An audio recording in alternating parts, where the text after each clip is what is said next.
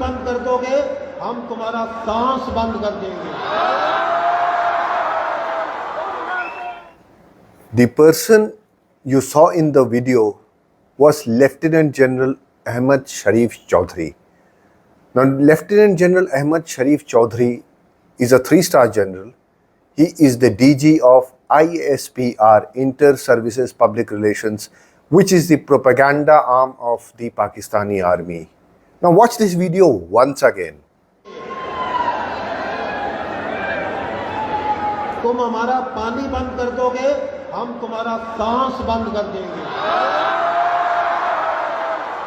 Now we should take a look at another video. Now this is Hafiz Saeed speaking. Hafiz Saeed needs no introduction. He is the head of Lashkar-e-Taiba. Now watch Hafiz Saeed speak on the same issue. Do you find any difference between a 3-star general of the Pakistani army speaking and the head of a terrorist organization speaking? Now, does this surprise you? Well, it shouldn't. Because if you saw the latest image of Hafiz Abdul Rauf, who is a US designated terrorist, leading the funeral prayers for terrorists killed during Operation Sindoor, along with the Pakistani army officers standing alongside him, this should not surprise you, because this is the norm. Pakistan today has become an absolutely irrational country. Now, what else other than irrationality can explain that General Asim Munir, the chief of the Pakistani army, promoted himself to the position of Field Marshal despite having provoked an unnecessary war and then running to the United States pleading for a ceasefire? But then that is Pakistan. Now this is a state where children are basically fed, not only the madrasa students, the whole society is now fed on the dream, the mythical dream of Ghazwa-e-Hind, where they capture India and Hind. That sort of stuff. People all over the world, civilized world, want their children to grow up and become a scientist, a doctor, an engineer, or a social scientist. I mean, do civil things.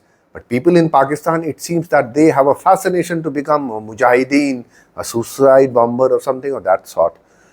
Because that is what the Pakistani Defense Minister Khwaja Asif was saying, that madrasa students are our second line of defense. Now that is completely unbelievable. You are pitching students into conflicts which they should be staying away from. So this is a completely irrational country. And how did this situation come to pass? Now we need to travel back in history before coming back to the Lieutenant General Ahmed Sharif Chaudhry, and there is a very interesting bit of information which will help you understand and decode what this person was saying in the video we just saw. So we travel back in time to 1977 when General Zia-ul Haq became the president in a coup, became the president of Pakistan. And this is what he said. Pakistan, which was created in the name of Islam, will continue to survive only if it sticks to Islam. That is why I consider the introduction of Islamic system as an essential prerequisite for the country. Now this became a very strange situation. This being a professional army, General Zia-ul Haq allowed the entry of the Tablighi Jamaat and its proselytization procedures. Now they used to come to Kakul, where the Pakistani Military Academy, which is a very prestigious academy, is established. They used to lead the khutbah, the sermons on the Friday prayers, and they were virtually allowed to do everything and anything they wanted. This went on till 1984 when Major General Asif Nawaz, he became the commandant of the Pakistan Military Academy, and he stopped this practice.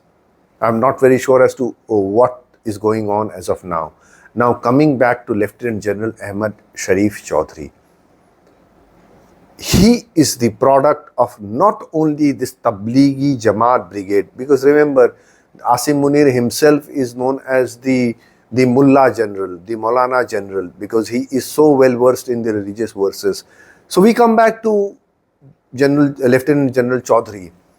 He is also the product, he is the son of a UN designated terrorist, Mahmoud Sultan Bashiruddin. Mahmoud Sultan Bashiruddin was a nuclear scientist who founded and served as a director of the extreme right-wing, extremely radical Ummah Tamir Inau, UTN, we'll call it UTN henceforth. And he was very close to Abdul Qadir Khan, who is another person we need to talk about, but sometime later. Today we are focusing on this aspect only. Now, other directors of UTN included Majid Abdul Chaudhry and Muhammad Tufail. UTN provided Osama bin Laden and the Taliban with information about chemical, biological and nuclear weapons. During UTN visits to Afghanistan, Bashiruddin met Osama bin Laden and other Al-Qaeda leaders and discussed nuclear, chemical and biological weapons. During 2001, it was reported that Bashiruddin also met Mullah Umar. During a follow-up meeting, an associate of Osama bin Laden indicated that he had nuclear material and wanted to know how to use it to make a weapon. Bashiruddin provided information about the infrastructure needed for a nuclear weapons program and the effects of nuclear weapons. In November 2001, when the Taliban was driven out of Kabul and the workers at UTN's Kabul offices also fled the area with them, searches of UTN locations in Kabul yielded documents setting out a plan to kidnap a US attaché and outlining basic nuclear physics related to nuclear weapons. Now, this gentleman Bashiruddin also provided financial support to the Taliban. He reportedly established UTN to rebuild Afghanistan's infrastructure and raise money to develop the Taliban-held areas of Afghanistan. He was listed in 2001, Mahmoud Sultan Bashiruddin, remember the name, for being associated with Al-Qaeda, Osama bin Laden, this is what the UN says, or the Taliban for participating in the financing, planning, facilitating, preparing, or perpetrating of acts or activities by, in conjunction with, under the name of, on behalf or in support of, supplying, selling or transferring arms and related materials or otherwise supporting acts or activities of Osama bin Laden, Al-Qaeda and the Taliban. UTN was also made a UN designated terror organization. So now you very well understand that a fruit does not fall very far away from the tree.